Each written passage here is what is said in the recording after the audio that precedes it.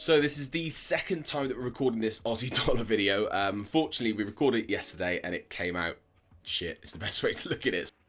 Know your fucking place, trash. So this is the second time I'm recording it. Fingers crossed it works this time. Please! Personally, I just trade Euro USD. It is my preferred pair to trade, and I'd highly recommend any new trader to just concentrate on one or maybe two pairs. I appreciate you want to be in the markets all the time, but a good day trader doesn't need loads and loads of pairs. For me, if I can get 2 or 3 positions a week out of Euro USD and I can get 2 to 3% out of each one of those positions, if I'm lucky, I'll make 5%, and that really is all I ever need. I like it. 20% a month. I mean, if you can make 20% a month on an account, you are absolutely laughing. I'm a big fan of money. If you don't know who I am, my name's Czech. I am the owner of Strong Money Forex. I offer free trading education. Trading is difficult enough as it is. There is so much information out there, so much mixed information out there, and a lot of the good stuff you have to pay a lot of money for. I'm focusing on giving you guys as much education as I can for free. I don't charge anything for anything that I do. If you don't follow me on Instagram, make sure you go and follow me on Strong Money Forex. Reach out to me if you have any questions. I answer every question, every comment that I get. Most of us go into trading because we want to make more money. So if you have to then spend money to get good education, it can make it really, really difficult. So reach out to me on Instagram. It'd be great to have you as a follower. All I ask in return is that you follow me on my socials, you help promote my socials, share my videos, like and comment my videos. That's all I ever ask. Ooh. So without further ado, let's get into the video.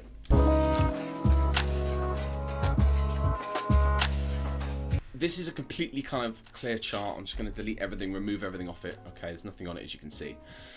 What I'm going to be looking at firstly is kind of what's happening on the weekly. Now, what you'll notice on the weekly charts is, whilst they will often trend, if you really kind of look at the structure of a weekly chart, yes, there's a downward momentum effectively, but look, this has been a really bullish play since 2020, and then a really corrective bearish move. So, you know, is this a bullish market? Who knows?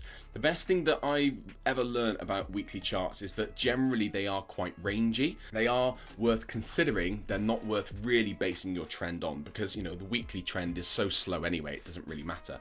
What I use the weekly chart for mainly is just, you know, liquidity points and liquidity zones that, you know, I want to be trading from. So if I just mark this liquidity point on, okay, that's our weekly zone, you can see here that that liquidity has been swept. Now that's quite a major and significant thing. We've had a push down and an immediate reaction to it. So I'm going to mark that on as red, okay, so I'll mark that on as a dead weekly level. So that is us considering the fact that we might go long. Now this doesn't mean that we're going to be buying straight away, because if you jump down to the daily chart, you can see that we are very clearly making lower lows, lower highs, lower low, lower high, lower low, lower high. Okay, so classic trending market. But as you can see, that trend is slowing down. Okay, yes, we've got good movement there until we had the spike last week. We had some kind of congestion there. You can see that this is kind of getting into a pinch, and that is a good area where we could be looking at long. So it's definitely worth considering long potentials. For me, I'm just looking at what I can see, and I just trade what I can see. So I'm going to be marking on that daily level there, okay, which is still an untested daily level. That'll be quite a significant level, because that is the daily level that broke the weekly level. Okay, any liquidity areas that break significant liquidity areas themselves, like a weekly level, are always worth marking onto your charts. We've got another daily level here. You can see that one had a really nice reaction there, push up and reaction. So these are all areas that if price got back to them, I'd be really interested in looking at and trading ultimately. Okay, if I drop down to the hourly chart, okay, what a lot of people do, and the mistake that they make in these kind of market positions, is they see that the weekly level has been broken, and then they immediately assume that we've got to go long. Okay, until the market shows me that we're long, I'm not interested in going long. And I don't know if you checked my last video out, but I gave a really clear understanding. I'll put a little card up there. Give a really clear understanding that in order for us to confirm long, we need to first break a structure, which we haven't yet had. We then need a retest usually, then a second break of structure, and then the retest is where we can start going long from. So I would be looking for trades in this area here. The key is that we need 2 breaks of structure. That's the first, and then we need a break of structure of the structure that has just been created. Now that's quite confusing to get your head around, but think about it logically. This initial structure has broken structure to the left. So this push broke structure to the left. That's a significant move. If that new high that was printed can be broken itself, that clearly indicates to us that the bulls have taken control. So you need you need a double breaker structure in order for us to confirm bullish price action. Until that happens, and remember this is the hourly chart anyway, so this is slow moving, you don't need to jump into it. Until that happens, I'm not really interested in taking this bullish, okay? And in fact, I'm going to look at raw price action, okay? Now the first thing I notice is that this level here was our previous external liquidity. So let's just mark on our range, okay? So we've got a range from here to here, okay? That range was kept in line from here. So this level here, you can see that, just mark that on. So that's the lowest level, okay? If you can, I'll just zoom into it so you can see really clearly. You can see that that low of the range, so this is the hourly range. Let's mark it on, okay, accurately. That's the hourly range. Liquidity is sat here. That's our external liquidity. And liquidity is sat above. We don't need to mark that on because it hasn't been tagged anyway, okay? We had some range liquidity up here, which price used to fuel the move down. So that's significant. So let's mark that one on. So that's our range liquidity. Okay, you can see that price has swept that range liquidity and then pushed down. That's why range liquidity is so significant. If you don't know what range liquidity is, go back and watch my Liquidity Masterclass. It will explain it in full detail. Okay, we've then not had a break of that structure, that external, until this move last week. Okay, so this range is now complete effectively. Once the external liquidity has been swept one way or the other, then that range is dead and we're in a new range effectively. What we do is we take the low that's broken and the high that's broken, which is that high to that low. And this is now our new trading range. I'm going to drop down to the hourly time frame to see. So for me, this is bearish price action. Now, a lot of people would say, well, that's just a sweep. Okay, that's a sweep of liquidity to signal us to go into buys. But it's not enough just to have a sweep. That's not significant enough for us to be looking at bullish. We need to look at the other factors, okay? What you'll find is in a liquidity sweep like this one, price will not stay above the level for very long. If I take the replay tool back to here, look, even on, let's get this really accurately drawn on. Okay, so that's our high there, that's our range liquidity.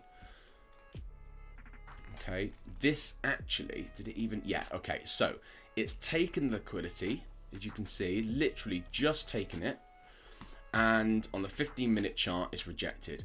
If you've got more than 3 candles, or if you've got a significant close above or below your liquidity, that's not a sweep of liquidity. If you look at most of the liquidity sweeps that cause big moves, okay, let's have a quick look. So this one here is a good example, okay.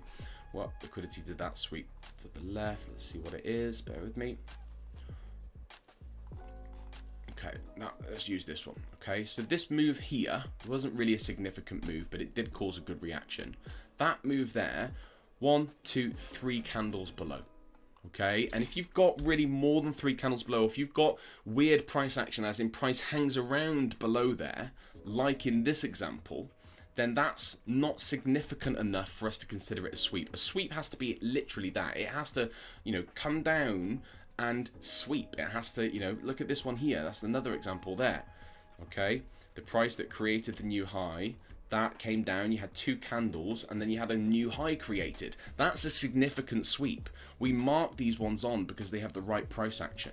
Okay, this, however, look at how many candles stayed below. So when you've got that and it doesn't look like a clear sweep, and you know you've got, even if I go down the time frames just so you can see these both, okay, even on the 15-minute chart, that one there had only 3 candles below the level.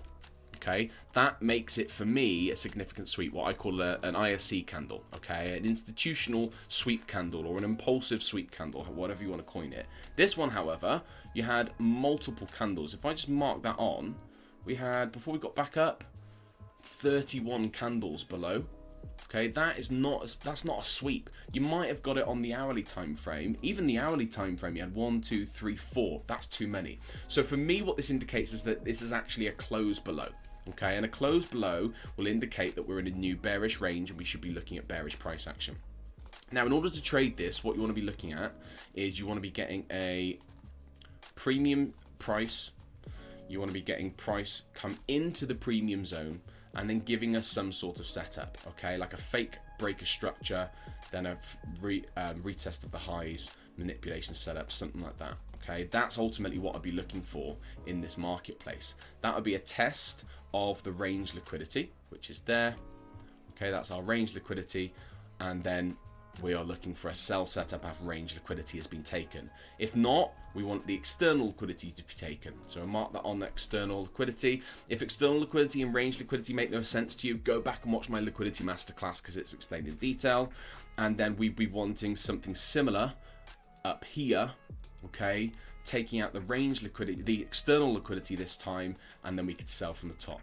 For me, this is a bearish marketplace, and the only way I'm going to be going bullish is if I've got a really clear bearish push first, then some sort of price action that would indicate to me that we are going bullish, okay? And really, if that were to happen, that's only really going to be a push into that premium zone. For me, I think with Aussie dollar, we're just simply going to be pushing higher into this range, and then we can be selling from, selling from it.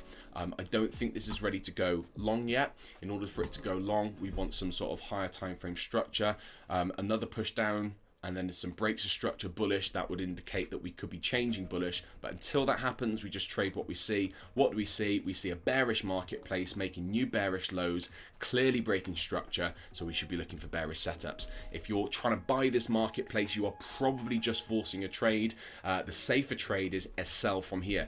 Even if you didn't want to wait for a clean setup, even if you wait till price gets into here, okay, into the premium zone, you place a nice wide stop, fat stop, 50 pip stop, and you held down to that low, you still get 2R out of the marketplace. If you don't want to wait, or you haven't got time to wait for these trades, this would be a good setup potentially. The lower time frames just confirm, they don't necessarily make the trade. That, if you wanted to get into it, is definitely a plausible option. For me, I'm looking for tighter entries. I want to be taking 3 to 5R out of my trades at least. I need to have a good potential in it. So for me, I'm going to be looking for the tighter entries. But if you didn't have the time, you're busy, you work full time, you could do a nice wide stop, you could do 50% of the zone, you could potentially get 3R out. So there's lots of ways to get into it. Thank you for tuning in, guys. Catch you in the next video. Cheers.